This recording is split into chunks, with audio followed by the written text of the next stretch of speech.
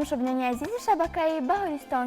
Бале чун ҳар вақта дар вақту соати муайян манзури шумост барномаи навбати Донояк ва бо иштироки доноякони тарбиятгирандагони кӯдакистони рақами 118 ноҳияи Сино. Бинандагони азиз, бояд гуфт ки иштирокчиёни барномаи имрӯзаи мо чун ҳар вақта бо тайёрии ҷиддӣ ба барнома омаданд. Пас биёед аввал бо онҳо шинос мешавем ва пас аз он шарти аввали барномаро оғоз мекунем. абдулло 7 сола аст. писараки чақон ба хушчақчақ мебошад, озодона мехонад, менависад ва ададҳоро ҷамъу тар карда метавонад. шуғли дӯстдоштааш расмкашӣ аст. аниса зеҳни тез ва нутқи буро дорад. дар машғулиятҳо хеле фаъол буда мехоҳад дар оянда муаллима шавад. амон 7 сол дорад. ӯ низ зеҳни тез ва нутқи буроро дорост. амон ҳама ҳарфҳоро мешиносад ва ададҳоро тарҳу ҷамъ карда метавонад. шуғли дӯстдоштааш гӯш кардани афсона мебошад. дар машғулиятҳо хеле фаъол аст. сумайя дониши хеле хуб дорад. шеърҳои зиёдеро аз бар кардааст. нутқаш бурост. сумайя мехоҳад дар оянда тарроҳ шавад.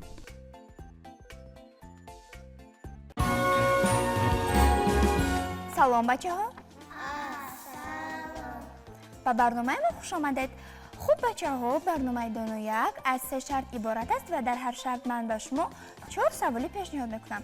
касе ки ҷавоби саволро медонад аввалин шуда даст мебардорад. ба шумо фаҳмост? пас бо диққат бошед. саволи аввали шарти якуми барномаро мехонам. савол чун аст: як миз чанд пой дорад ва агар пойҳои ду мизро ҷамъ кунем рақами чанд ҳосил мешавад? кан ки ҷавоб медиҳад? марҳамат абдулло. агар мо пойҳои ду мизро ҷамъ кунем рақами 8 ҳосил мешавад. яъне агар як миз 4 пой дошта бошад, пойҳои ду мизро ҳисоб кунем 8 мешавад? бале. офарин абдулло, ҷавоби шумо дуруст аст. хуб, мегузарем ба саволи дигар. бо диққат бошед. савол чунин аст: 6 то харгушак дар ҷангал мегаштанд. аввал яктояш ва баъд дутои дигарашро роҳашонро дигар карданд. чанд харгушак боқӣ монд? хуб, амон, аввал дар ҷангал чанд харгуш буд? 6 то. баъд чанд тояш мераванд ба дигар тараф? 3 то. яъне мо аз 6 3-ро тарк кунем чанд мешавад? аз 6 3-ро гирем 3 мемонад. офарин, амон, ҷавоби шумо комилан дуруст аст. мо ҷавоби шуморо қабул мекунем. савол чунин аст, бо диққат бошед. бобо аз боғ як сабад себ чинд. 4 то себи сурх, 5 то себи зард ва 2 то себи кабуд. дар сабади бобо ҳамагӣ чанд то себ буд? марҳамат, аниса. дар сабади бобо ҳамагӣ 11 то себ буд. хуб, аниса, шумо ин ададро аз куҷо ҳосил кардаед? 4 ҷамъи 5 мешавад 9. хуб, бо ду то дигар себи кабуд мечинад. агар мо 9-ро бо 2 ҷамъ кунем чанд мешавад? 11. яъне ҳамагӣ дар сабади бобо чанд то себ будааст? 11 та себ будааст. офарин, аниса, ҷавоби шумо комилан дуруст аст. хуб, саволи дигарро мехонам. бо диққат бошед. савол чунин аст: аз кадом шаклҳои геометрӣ хонача сохтан мумкин аст? кан ки ҷавоб медиҳад? марҳамат, сумайя. 4 кунҷа ва 3 кунҷа месозем, хонача мегарад. 4 кунҷа девони хонача, 3 кунҷа ва боми хонача мешавад. офарин, сумайя, ҷавоби шумо комилан дуруст аст. бинандагони азиз, дар ҳамин ҷо саволҳои шарти аввали барнома низ ба анҷом расад. биёед холҳои ба дастовардаи иштирокчиёнро дар ин шарт ҳисоб карда мегузарем бар шарти дуюми барнома. чӣ тавре пай бурдед, шарти аввали барнома хеле ҷолиб буд ва ягон иштирокчӣ ғолибиятро аз даст додан намехост. тараки мехост аввалин шуда даст бардорад ва соҳиби хол гардад. дар натиҷа дар шарти аввали барнома ҳама иштирокчиён тавонистанд як холиро соҳиб шаванд. моро дар пеш ду шарти дигар интизор аст. биёед якҷо тамошо мекунем. хуб бачаҳо, бо диққат бошед. саволи аввали шарти дуюми барномаро мехонам. савол чунин аст: дар афсонаи Белоснежка одамчаҳои хурдаки дӯстони Белоснежка мешаванд. чанд нафаранд? кан ки ҷавоб медиҳад? марҳамат, абдулло. дар афсонаи Белоснежка 7 то дӯсти Белоснежка мешаванд. 7 одамчаҳо дӯсти Белоснежка мешаванд. ҳамин хейр? бале. офарин, абдулло, ҷавоби шумо комилан дуруст аст. хуб, саволи дигарро мехонам. савол чунин аст: қаҳрамони афсонавие ки мӯи дароз дорад чӣ ном дорад? кан ки ҷавоб медиҳад? марҳамат, аниса. номи ин қаҳрамон Рапунцел мебошад. он мӯи сари дароз дорад. хуб, аниса, шумо гуфтед ки дар ҳамин филми тасвирӣ Рапунсел дар куҷо зиндагӣ мекард? Рапунцел дар марона зиндагӣ мекард. خب انیسه شما گفتید که در همین فیلم تصویری راپونزل دوستی نزدیک راپونزل کی بود؟ دوست راپونزل یا حشرات بود و دوم رنگش را دیگر میکرد. آفرین انیسه، معلوم شد که شما این فیلم تصویری را با خوبی تماشا کرده اید، همین خیر؟ بله. خوب بچه‌ها با دقت باشید، سوال دیگر را میخونم. سوال چنین است: در افسانه نخوتک را کدام حیوان خوردن میخواست و آیا این کار را او کرده توانست؟ کن که جواب میدهد. مرحمت. در افسانه نخوتک را گور میخواسته بخوره. نخوتک را به دهانش انداخت. نخوتک در دندان گور پنهان شد. گور که چند کرد، نخوتک از دندانش نغلطید. عاقبت گور گرسنه ماند و یک علاج کرد، از دهانش را نخوتک را بیرون کرد. خوب اما به فکر تو همین نخوتک چخیل در دندان گور پنهان شده توانست؟ نخوتک خردکک بود، برای همین پنهان شده توانست. آفرین، اما جواب شما کاملا درست است. خب سوال دیگر رو میخونم، با دقت باشید. سوال چنین است: کی برای ما شعر قرائت میکند؟ همه شعر میدونید؟ بله. بیایید از سمیه آغاز میکنیم. مرحمت سمیه. مادر جانم چوزه باروی تو، دائما فکر و خیارم سوی تو.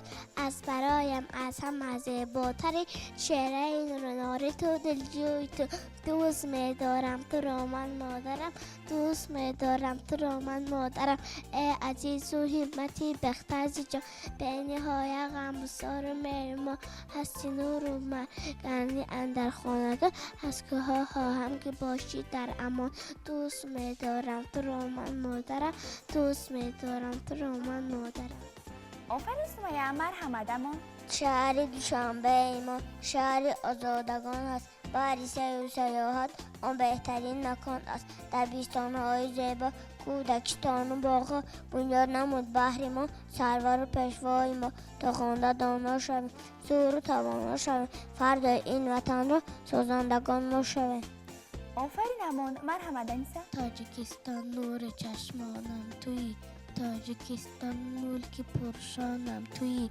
تاجیکستان ای بهشت در زمین، تاجیکستان فخر دورانم توی. تاجیکستان سرزمینی فیض با همکانی مردمی با ننگ و با تو با ملت آوازدار. هر کجا باشم دارم افتخار. آفرین انیسه. مرحمت. ای پیشوای عادل کردی تو جهان قائل، سرقانونی تو بود و نامت به جهان مشهور. بهر دفاع وطن سینه را سپر کردی، تا صلح شود پایدار از جانت گذر کردی. به امر تو تیاریم، پند تو در گوش داریم. بخشیم جان و تن را، صاحب شویم وطن را. آفرین عبدالله. نندگانی عزیز، طوری که شما پی بردید به این سوال هر شور اشتراکچی ما جواب درست دادن، پس به هر یک آنها یک خالی داده می شود و در همینجا سوال های شرطی دومی برنامه نیز به انجام می رسد. بیاید خواهی به دست آورده اشتراکچیان را در این شرط حساب کردن میگذاریم به شرط سوم برنامه.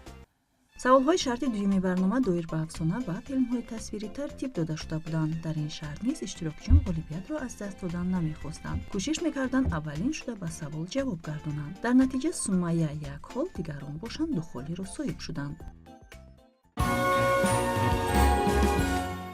خوب با دقت باشید. سوال یکم شرط سوم برنامه را میخوانم. سوال چنین است: آب از کجا پیدا می شود؟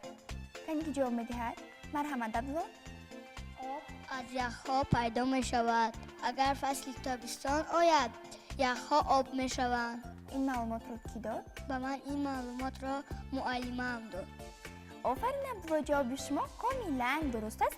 خب سوال دیگر را میخونم، با دقت باشید. سوال چنین است: کدام حیوان را پاسبانی خانه مینامند؟ کسی که جواب میدهد؟ مرحمت انیسه.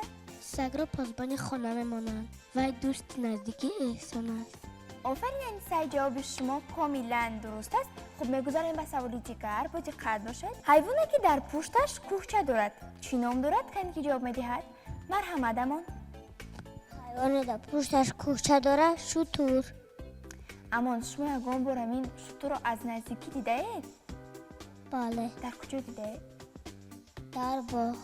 در کدام باغ؟ باغ استراحتی یا باغ حیوانات؟ باغ حیوانات. بعد نترسیدید؟ نه. بعد در حقیقت در پشتش کوهچه داشته است؟ بله. آفرین امان، جواب شما کاملا درست است. ман ба шумо ҳозир як чистон мегӯям. Касе ки ҷавоби чистонро медонад, аввалинҷо даст мебарад. Ба шумо фаҳмост? Гилеми зарин, бораш вазнин. ҷавобаш чист? Кане ки ҷавоб медиҳад? Марҳамат, Абдулло. ҷавоби ин чистон замин мебошад. Хуб, Абдулло, шумо ягон чистон медонед? ман бале. биёед шумо як чистон мегӯед ва бинандагони телевизиони Баҳористон ҷавоби онро меёбанд. гарданаш дароз, худаш дар замин. хуб, бинандагони азиз, чистоне ки Абдулло пешниҳод намуд, хубтар фикр кунед ва ҷавобашро пайдо кунед. ва дар ҳамин ҷо саволҳои шарти сеюми барнома низ ба инҷом расад. биёед худро ба дастовардаи иштирокчиёнро дар ҷамъ ҳисоб карда ғолибро муайян мекунем.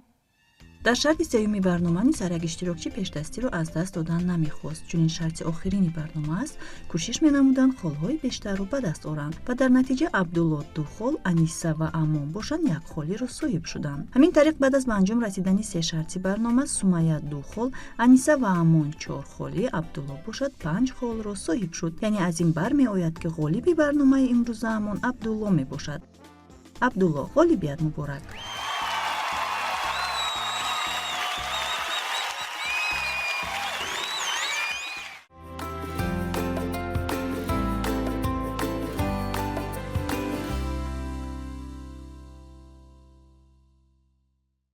бале, бинандагони азиз, тавре ки шумо пай бурдед, ғолиби барномаи имрӯзаи мо Абдулло мешавад. пас биёед ба худси Абдулло як қарсак мезанем.